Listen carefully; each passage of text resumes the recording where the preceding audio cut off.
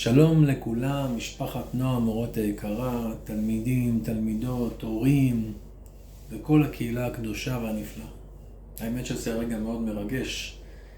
אחרי מספר שבועות שהיינו ככה חלשים עם קורונה, כמו הרבה מעם ישראל, ברוך השם מרגישים יותר טוב, מתקדמים, ומקווה בעזרת השם שכבר בקרוב ממש נוכל לחזור לשגרה, תוך בריאות ושמחה, עם כל עם ישראל, ובעזרת השם גם בבית הספר עצמו, ולא בדרכים מקוונות. אבל אם זה מה שבורא עולם רוצה כרגע, אנחנו שמחים גם בזה, ואנחנו נעשה את הטוב ביותר, כדי שנוכל להתקדם ולהתעלות ולהחכים ולשמוח. אנחנו נכנסים לחג מיוחד, חג שמחת תורה. חג שבו אנחנו זוכים לסיים את סדר פרשת התורה שנה נוספת.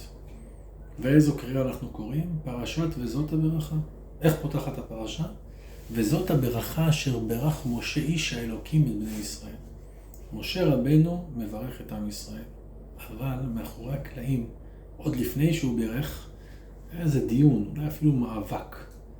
יש דמויות אחרות גדולות, בעם ישראל, שלא הסכימו עם זה. שהחליטו שלא, אנחנו צריכים לברך את עם ישראל ולא אתה. ראשון הגיע האדם הראשון בכבודו ובעצמו, יציר כפיו של השם, ואמר למשה, אני צריך לברך את עם ישראל. אני נבראתי על ידי הקדוש ברוך הוא.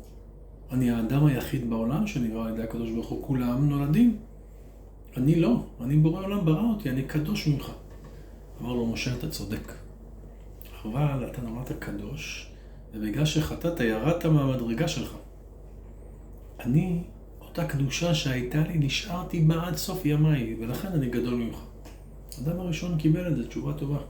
אבל אז הגיע אברהם אבינו. מחילה, הגיע נוח. מגיע נוח. הוא אומר נוח למשה רבנו, אני צריך לברך את עם ישראל.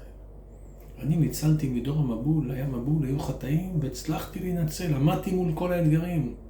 למרות שהיו חטאים רבים, לא חטאתי. אמר לו משה, נפלא. ואתה הצלת את עצמך, את אשתך, את שלושת בניך ושלושת כלותיך. אני הצלחתי להציל את כל עם ישראל 40 שנה במדבר, כשחטאו ושטעו. הצלתי עם שלם, לא רק את עצמי. תשובה טובה. ונוח הולך. מגיע אברהם אבינו, ואומר אברהם למשה, אני הזנתי את העוברים ושבים, היו באים לאכול אצלי. פרנסתי אנשים, אני ראוי לברך את עם ישראל. אומר משה, זו זכות גדולה, אבל אתה פרנסת אותם בבית שלך. אני פרנסתי אותם במדבר. במדבר זה יותר קשה לדאוג לפרנסה בזכות משה. זכינו למן, בזכות התפילות של משה, סלב. אחרי שנפטרה מרים, משה בתפילותיו גם החזיר את באר המים. ואני פרנסתי עם שלם, במדבר זה קשה יותר. אברהם מקבל. מגיע יצחק, אומר לו משה רבנו, אני שכבתי על המזבח. הסכין כבר הייתה צמודה לצוואר שלי. אני ראוי לברך את עם ישראל. אומר לו משה, יצחק, אתה צודק, עולה תמימה. זכות עצומה שלא נפלה באף חיקו של אף אחד. אבל אתה ראית באותו מאורע את המלאכים ועיניך קראו. התעברת בגלל ראיית המלאכים. אני עליתי למרום, ראיתי מלאכים ולא התעברתי. לא קעתה עיני ולא נס לחי. אני נשארתי בריא. אני גדול. אני ראוי לברך את עם ישראל. ואז הגיע יעקב אבינו, מחיר האבות. הוא אומר לו, אני נלחמתי עם מלאך וניצחתי אותו. אני ראוי לברך את עם ישראל. ומה עונה לו משה רבנו? יעקב אבינו, אתה נלחמת עם מלאך פה. אני נלחמתי עם מלאכים אצלהם בשמיים וניצחתי אותם. במילים שלנו, אצלך זה היה ניצחון בית. אני הלכתי למשחק חוץ שם, במגרש של המלאכים בשמיים. אנחנו רואים כאן איזה מסע ומתן. כמובן שלא מדובר על גאווה, לא עושים תחרות מי יותר גדול. אבל יש פה פלא מיוחד. אותם דמויות, הבחירות של עם ישראל, של הבריאה, האדם הראשון, נוח, אברהם, יצחק ויעקב, על מה הם מתווכחים? על מה הם דנים ומפלפלים? מי יזכה לברך את עם ישראל? מי יזכה לברך אותנו? אתם מבינים את זה?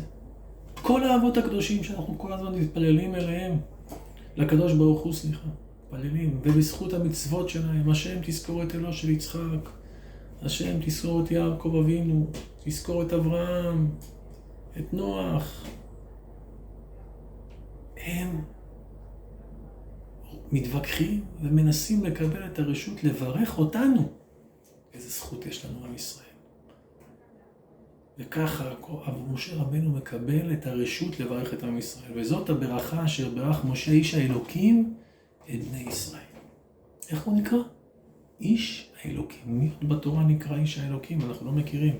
יש בנביאים קצת שהנביאים מכונים איש אלוקים. בתורה איש האלוקים. משה רבנו, מה זה איש האלוקים? זאת הברכה שברך משה את בני ישראל. מה זה איש האלוקים? יש הסברים מיוחדים ושונים. אנחנו נביא 2 בקצרה ברשותכם.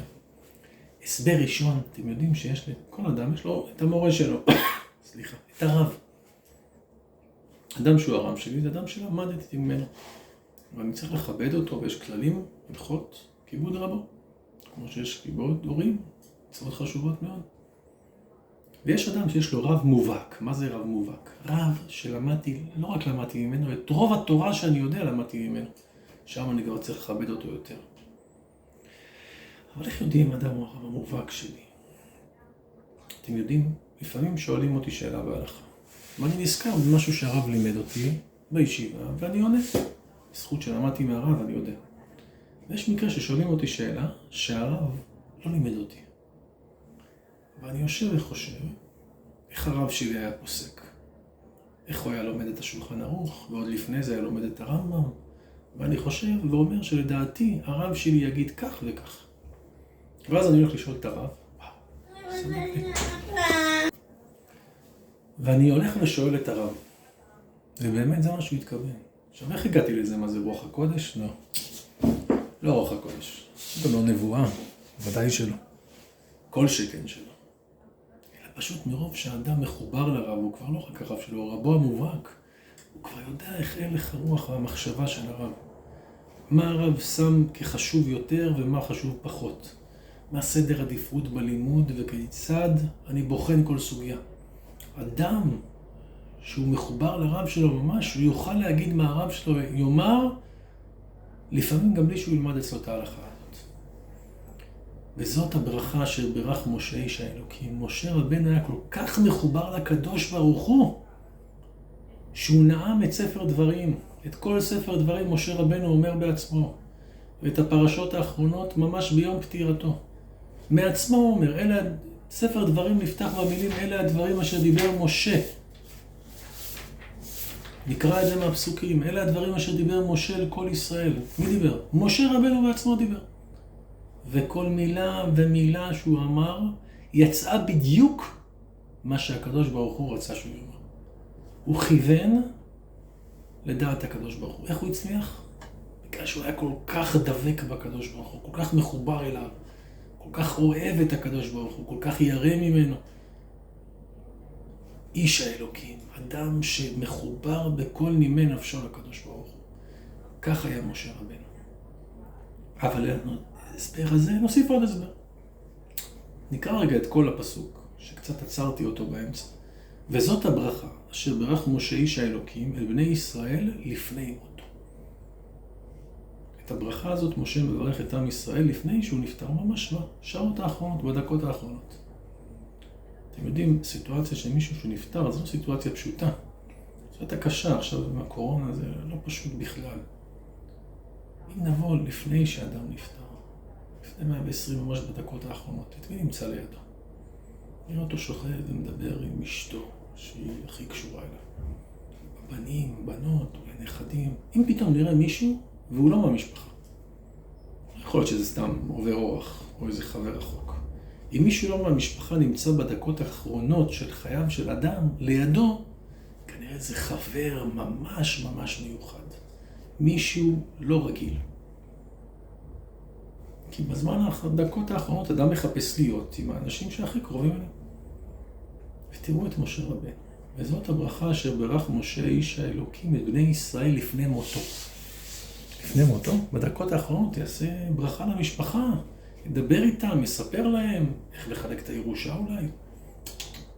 משה רבנו היה כל כך מחובר לעם ישראל, כמו שהוא היה מחובר קודם לקדוש ברוך הוא, כמו שהזכרנו, כל כך מחובר לעם ישראל, שברגעים האחרונים של חייו הוא הקדיש את כולם לעצור ולעשות מי שברך אבותינו, אברהם, יצחק ויעקב, ולברך את עם ישראל, את האבות הקדושים, את 12 השבטים, אחד אחד לברך אותם. זה משה רבנו. זה לא רק ביום פטירתו, ביום פטירתו גילה לנו איזו עוצמה הייתה לו. כי משה עוד אצל פרעה בארמון שהוא היה נער, הוריד את הגלימה והלך לעבוד עם האחים שלו. כי איש אלוקים זה מי שחושב על אחרים. והוא הלך לעזור במצרים. וכשהוא ראה מצרי מכה עברי, למרות שזה מסוכן, הוא הלך להציל אותו. למה? איש אלוקים זה אדם שמחפש לעשות צדק וטוב לאחרים. וכשכבר מגלים את זה והוא צריך לברוח למדיין, מדיין הייתה מדינה שהייתה מחוברת מאוד למצרים. הסכמי שלום, כמו שאומרים. הכי טוב להגיע למדיין ולהיעלם, להיות בשקט. הוא רואה את הרועות, הבנות של יתרו, הוא לא הכיר עדיין את יתרו. הוא רואה שהרועים מציקים להם, הוא הולך ועוזר. מה אתה עושה את זה? הרי אם יגלו שאתה פה, פרעה ישלח את השליחים לתפוס אותך, ויפגע בך. אבל איש אלוקים, אדם שכל הזמן רוצה לעשות צדק וטוב לזולת. הוא לא יכול לראות משהו לא טוב. וכשהגדי בורח, אז משה רודף אחריו, כי איש אלוקים מחפש לעשות טוב. וכשהשם רוצה להשמיד את עם ישראל אחרי חטא העגל, חס וחלילה, משה עומד ואומר לו, מחן הנה מספרך אשר כתבת, אם אתה פוגע בעם ישראל, תמחוק אותי מספר התורה. הוא לא מוותר. ואחרי חטא המרגלים הוא מתפלל. וכשהשם כבר אמר לו, תקשיב, אני מוכן להכניס אותך לארץ, אבל יש לי תנאי. אני נשבעתי שלא תיכנס, ונשבעתי שאני לא יחלה את עם ישראל. אני מוכן להפר את השבועה, לעשות התרת נדרים, התרת שבועות, ותוכל להיכנס לארץ, אבל אני גם אפר את השבועה השנייה, שעם ישראל לא יענשו על חטא העגל ואני מעניש אותם. מה עונה איש אלוקים? ימות משה, ומאה כמו משה, ואל תיפגע ציפורנן של ישראל. לא, אין פה שאלה בכלל, ברור שאני לא נכנס. כי משה רבנו הוא איש אלוקים. איש אלוקים זה אדם שמחובר לקדוש ברוך הוא, בכל הגוף שלו, בכל המחשבה, הוא כבר מרגיש מה השם רוצה. ואיש האלוקים הוא אדם שמחובר לעם ישראל. אדם שחיה ומרגיש צורך לעשות כל הזמן טוב לזולת. אז אנחנו עד שנה, כשנגיע לבית הכנסת, מחוץ לבית הכנסת, בחצר, ברחבה, בחצר של הבית, בחנייה, וירקדו עם ספר תורה. והשנה אולי לא נוכל לחבק כולנו את ספר תורה, אולי יהיה אדם אחד שיחזיק. כי צריך לשמר ולשמור על הבריאות כדי לא להידבק ולא להדביק. אבל שנרקוד ונשמח על פי הכללים. נתפלל לקדוש ברוך הוא מתוך שמחה שאנחנו רוצים להיות איש אלוקים. אנחנו רוצים להיות אלה שעוזרים ותומכים ואכפתים, ואלה שמחוברים אליך, לקדוש ברוך הוא. אז אני אברך את כולכם, ברכה פשוטה של אדם פשוט, שנזכה בעזרת השם לשנה של שמחה, לשנה של בריאות, לשנה של הצלחה, לשנה של נחת, לשנה שנצליח להתמודד עם כל אתגר שיבוא בלי חשש. כי כל אתגר שהשם מציב, הוא נותן לנו את הכוח להצליח אותו. כמו שבלימודים, לפעמים קשה במקצוע מסוים, אתה יכול. אז גם עכשיו במציאות עכשיו. בריאות ושמחה ואושר, ושמחתי לחזור, אמנם לא לפגוש אתכם עדיין, אבל בעזרת השם להיות בקשר, מתוך שמחה ומתוך בריאות. חג שמח.